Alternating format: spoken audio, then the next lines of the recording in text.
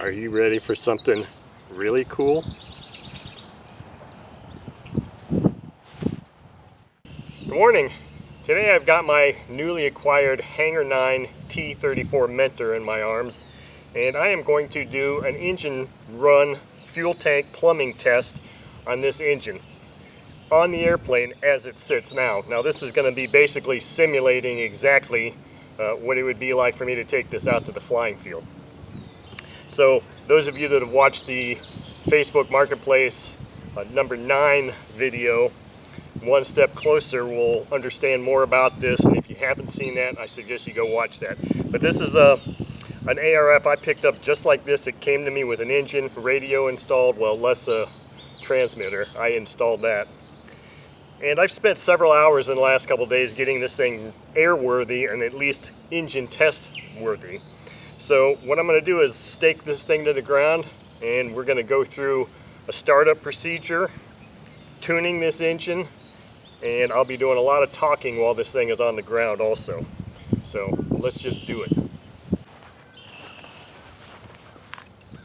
Okay, so as I said, I had to install my own receiver. Well, there was a receiver in here, but I've got my crystal for, well, and the receiver that I bought for this transmitter. This is my JR X347 transmitter. I cycled all the batteries in both the receiver or the battery pack that came in this and this, so we should be good to go there. So there are some issues here with this setup. Since I have never run this engine before or done anything with this airplane like this, I chose to leave the cowling on just for a more realistic approach. I could have just done it without the cowling on there, and hopefully that won't be necessary, but we'll see. But in that first video I showed, and I can put some pictures up here of this fuel tank in here. Now this is a Hangar 9 T-34, came out in 2003, and back then they weren't really making real nice provisions like they do now in ARFs as far as being able to access the tank. So that tank is in there. The fellow that put this thing together has got it all electrical taped up, so you can't even really see or get access to that tank at all to take it out. It would require major surgery. So I had to do my pressure check test on it and just hope for the best. Now I found some oil residue in that tank, and I've cleaned that out. I haven't filled the tank yet, which is another thing I want to show too, is it's got this nice little three hose remote filling system. So we're going to be doing all kinds of things here, and we're going to start with putting some fuel in this thing. Now he's got these lines color coded, whoever built this thing, which is a really nice thing, but it's interesting also. So I'm going to fill this tank, and I looked in the manual for this, and I could not find anything that stated what the size of the tank was. It looks to me to be maybe an 8 to 10 ounce tank, but that's about all I can say. And I'm going to be using a Hodico hand pump crank here, so I'm going to hope that once this thing starts pumping that each crank is maybe an ounce. Otherwise, the only way I'll really know is if I start seeing fuel coming out of there.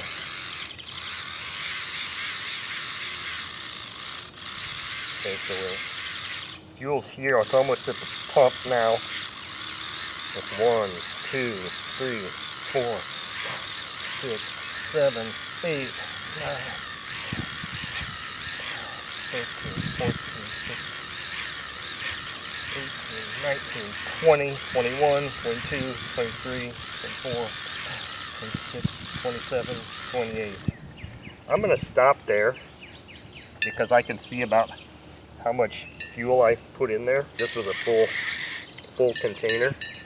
So I'm going to stop there and just say I've got fuel in the tank. I've got enough fuel in the tank to do what I need to do. So with that said, let me put the cap on this thing. Actually, I'm going to put the cap on it temporarily, because then I'm going to go over how I'm supposed to prime this thing. And that's going to be interesting too, because if you can look here, you see this cowl, and this is one of the reasons why I don't particularly care for cowled installations, because they limit access to the engine. First of all, they make things look nice, but you know, I'm more interested in how things operate than how it looks. But I can't, I mean, the opening to the carb is right here. So I'm already concerned about how much airflow is going to be able to get into that carb without this being relieved a little bit here anyway. And of course I can't put my finger over the carb to prime it. So what I was thinking of doing is, the other way people prime things is open it full throttle and then they put their finger over the exhaust and turn it over. Well, this has got a silicone exhaust deflector, so I don't know how good that's going to be. So what I'm going to do is I'm going to open up the throttle to full, and I'm going to blow in there. I'm going to blow fuel in there, pinching this off, and see what happens.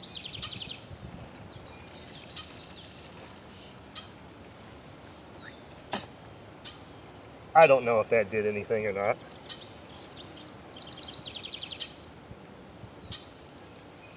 I'm hoping that the engine is primed, but I can't guarantee that.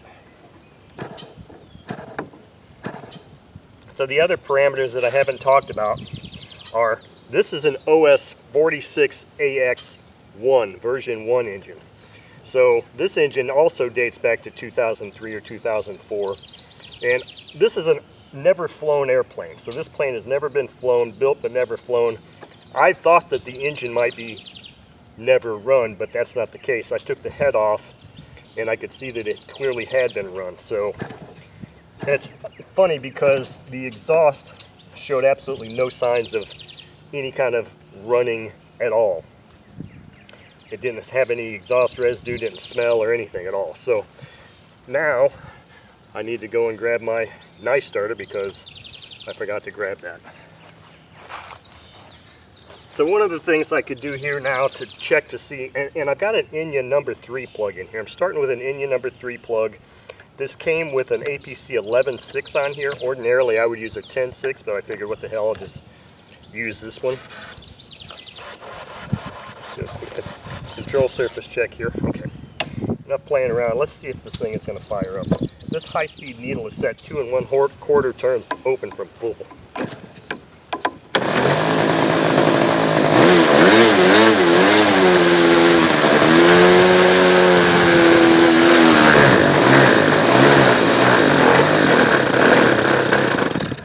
Okay, so that's interesting. It fired right up, but why it stopped is a bit of a mystery.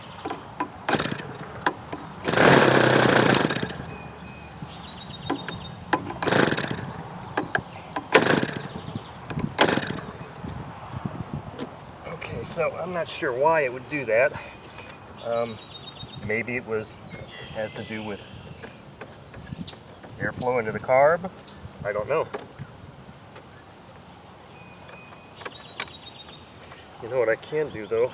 We can give it a shot here with the electric starter. See if that wants to get it going again any better.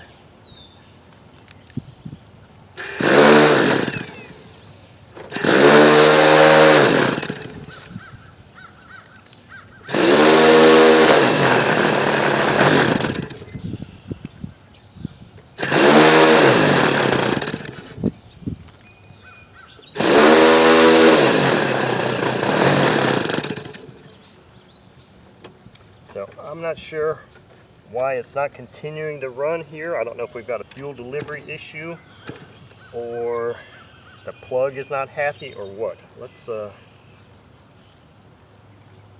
close this needle valve just a hair.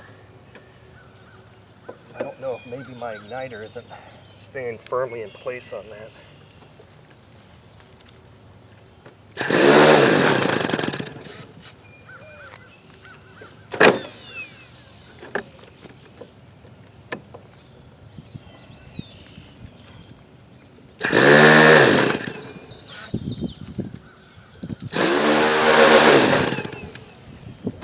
I'm going to grab a different igniter and see, or maybe I should just swap plugs out. I don't know if this igniter is really wanting to grip onto that plug as it should. And I see that some of my covering is already wanting to come off here, which is not a good thing either. So this is typical. This is, you know, basically what I expected. You have some issues, and the next thing is if I can't get this thing running like this, the next thing I'll end up having to do is take the cowl off. and see if I can figure out what's going on with there. There very well could be a plumbing issue with this tank. I didn't take the engine off, I didn't clean it, I didn't do anything with it at all. I did do my initial carb setup. Everything seemed fine. It didn't seem like I had any blockage in any of the fuel lines. So I mean, everything seemed from the surface fine there, but this is kind of looking like an indication of potentially maybe a fuel delivery issue right now. So I'm going to shut the cameras off real quick and change plugs and see if I have luck with a different plug. Okay, so OS number 8 plug installed now. I'm going to do my theoretical priming again here. Let's turn this thing on. Open the throttle fully.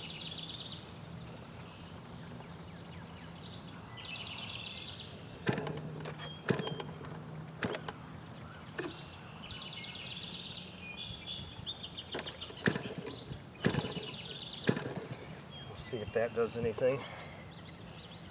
I don't know if it's a plumbing issue, the plug not wanting to stay on there good, or what. Let's try this again with let's try this igniter.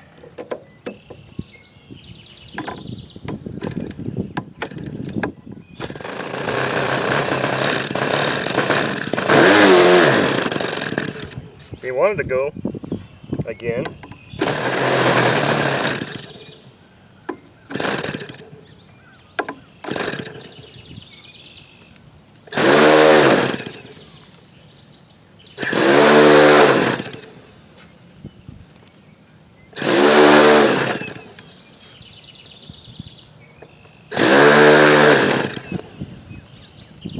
See, I think we're going to have to just pull the cowling, unfortunately, because things just don't seem to be kosher here like this. Like it's just not getting fuel. So apparently, I guess the next step, unfortunately, is I'm going to have to pull the cowling off and see what's going on, if possible, from there. Otherwise, my other choice would be to just pull this engine, get it on the stand, and figure out if there's something wrong with the engine. As far as the plumbing issue goes, if there's a plumbing issue with this, I'm totally screwed, because I'll put a picture up of the inside that I took of the inside of this fuselage, and you cannot get this fuel tank out without cosmetic major surgery to the inside of this plane. I have to cut wood to actually get this tank out, which sucks.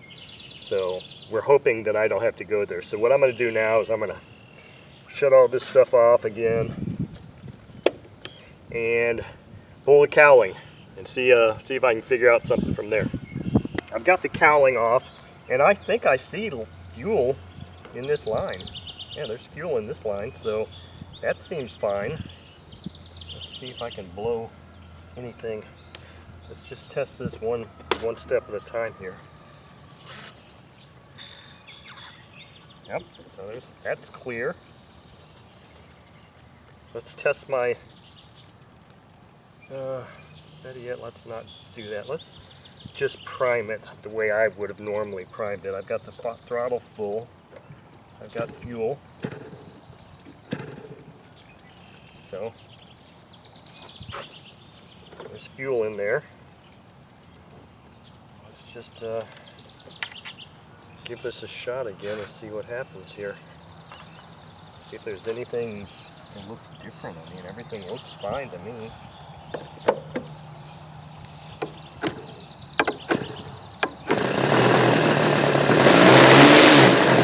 Running backwards, so it's probably over primed.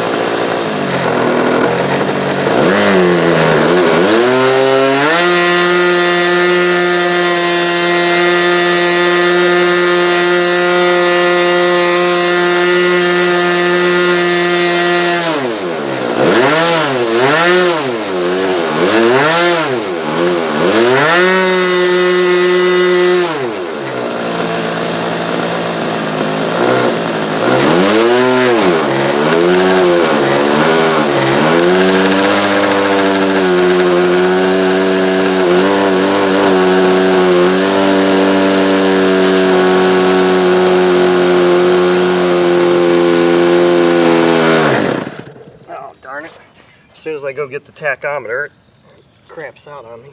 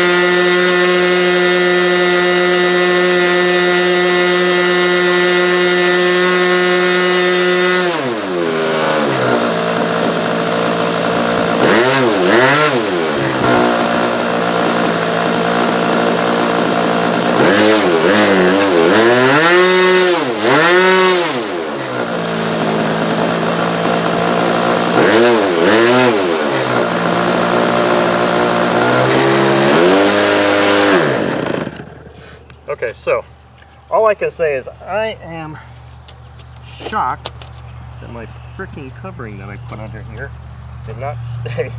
So this thing was set up to have retracts, and it had not been fuel proofed, and there's just fixed gear on here. So I spent time yesterday using some expensive monocoat to cover this, and the red is just completely coming off, and yet the black, which good is the side the exhaust is on, is staying intact. So that's interesting.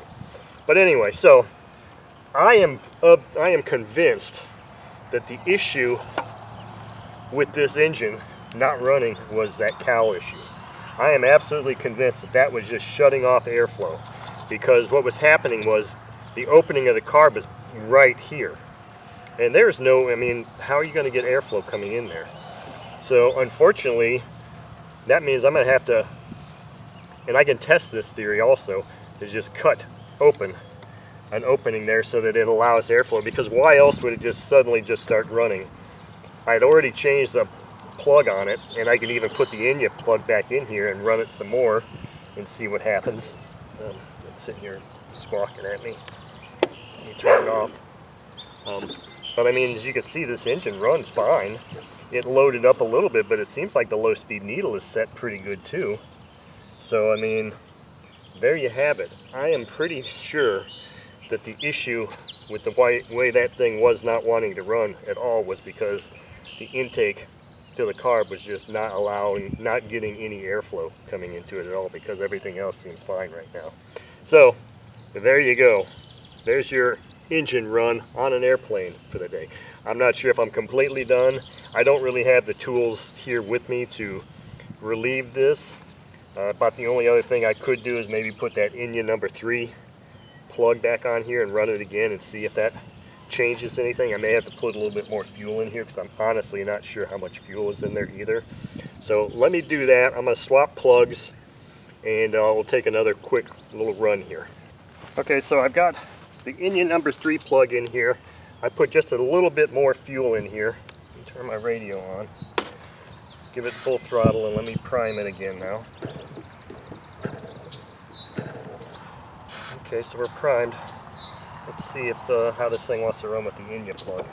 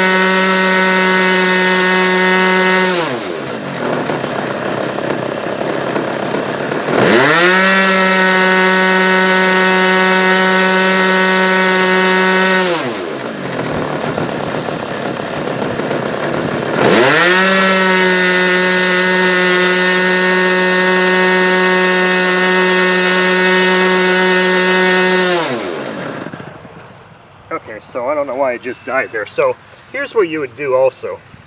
Yeah, it's really warm.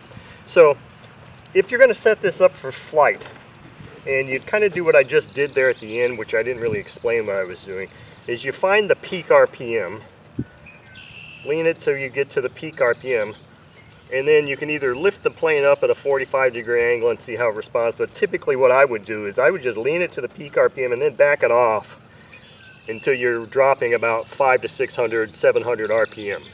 That gives you a margin for safety for this thing to lean out once it gets in the air.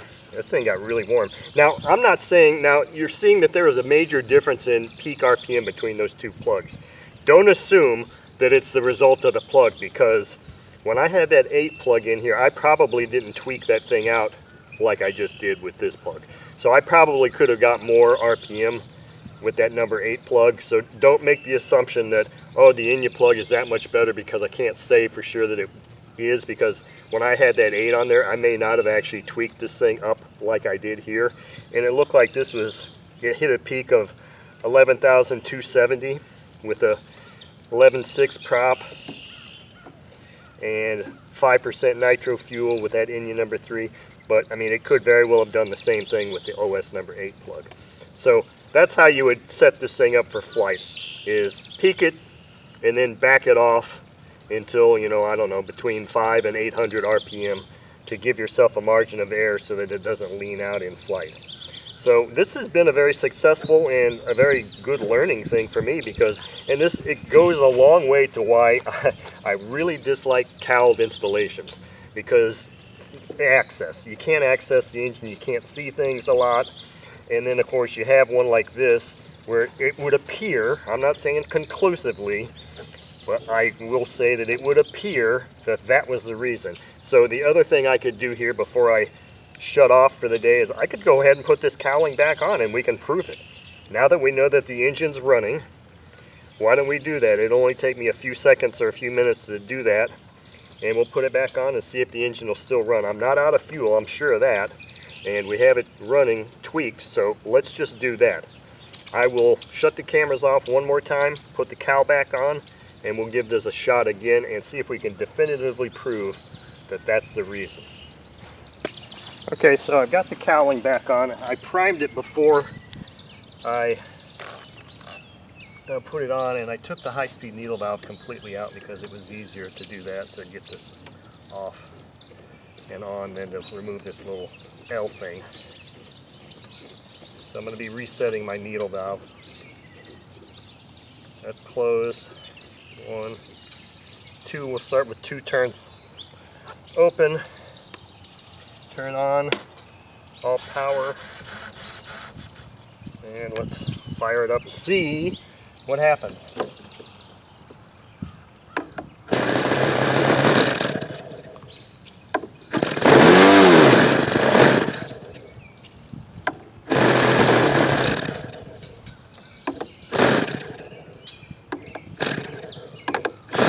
Gee, it would seem to be acting the exact same way.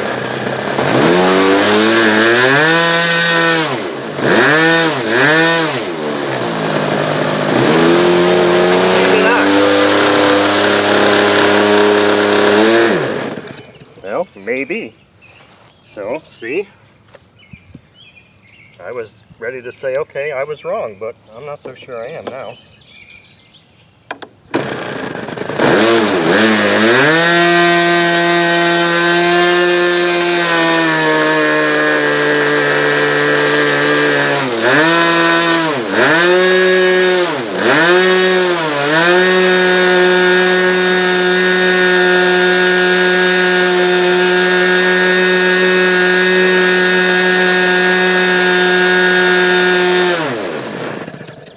Yeah, see, look at that. It wants to die right away. It wasn't doing that before.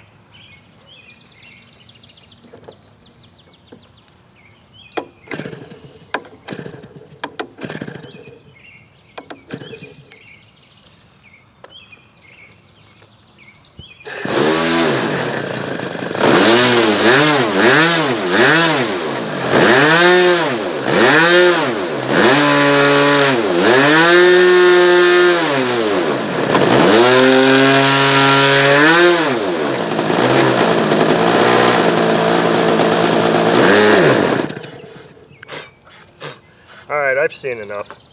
I'm convinced that there's an airflow issue that's causing this, because what it can also do is it can cause it to start running lean and get hot, and it's just showing erratic behavior. I mean, that's just plain and simple the difference between having that cowling on and having it off.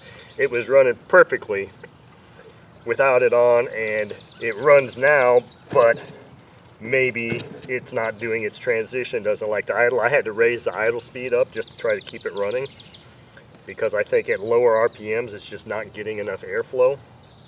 So I mean, this is my opinion is pretty conclusive evidence that a cowled engine in this manner is completely cutting off the airflow to this engine with this front carb. Now if you were to put a Sato 4-stroke on here, where the carb is in the back, you probably wouldn't have as much issue, because you've got a lot more airflow going in here and it's not being restricted. You don't have this cover right over the front of the carb. So I am convinced that that's the reason why it's running like that. And imagine that's the reason, that could possibly be the reason that maybe many people crashed and lost these planes. I don't know for sure, but it's a possibility. They get it running, they get it out to the runway, they just gun it, take off and fly, and then they want to do some low passes or something, or want to come in for a landing, and the engine just dies on them. They can't recover. They go to throttle up. There is no throttle up because the engine just died, and all of a sudden, boom, you're in. So I mean, it's very, very possible that that's just a complete design issue here. Now, whether the instructions said if you're installing a 2-stroke engine to relieve this or not, I don't know. All I can say is the fellow that put this together seemed to have followed the manual quite well. I don't think you would have an issue with a Sato engine or a 4-stroke engine with a rear carb, but this one, definitely a big problem, in my opinion. So I hope you enjoyed this video, and I hope you learned something. I know I learned a lot. I learned that I'd really like to take this thing up for a flight, but just not with that stupid cowl on there. So if I bring this out again, what I'm probably end up going to have to do is maybe I'll just put a reamer in here and just ream a hole. Instead of cutting it here, I'll just mark it and just put a ream a hole in the cowl right there, instead of actually breaking it through here. Hopefully I can just ream one, and we'll see if that improves the low speed and transition stuff at all. Thank you all for watching.